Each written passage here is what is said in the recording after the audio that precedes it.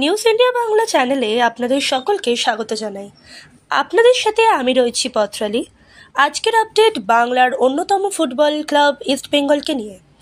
বেশ কিছু মরশুম ধরে তিনি ইস্টবেঙ্গল হয়ে খেলছেন। অনেকদিন ধরে তার আইএসএল এ খেলার অভিজ্ঞতা রয়েছে।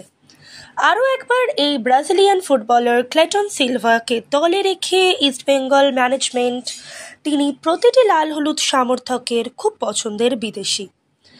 গত মরশুম থেকে ইস্টবেঙ্গলকে নেতৃত্ব দেন তিনি।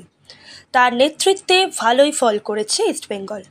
তার নেতৃত্বাধীন ইস্টবেঙ্গল কলিঙ্গ স্টেডিয়ামে ওড়িশা এফসিকে ৩-২ গোলে হারিয়ে তাদের ১২ বছরের ট্রফি ঘরা কাটিয়ে সুপার কাপ চ্যাম্পিয়ন হয়।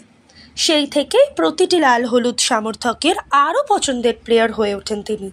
ভিডিওটি ভালো লাগলে লাইক, শেয়ার, সাবস্ক্রাইব করবেন আর চ্যানেল থেকে পাশে থাকবেন। Thanks for watching.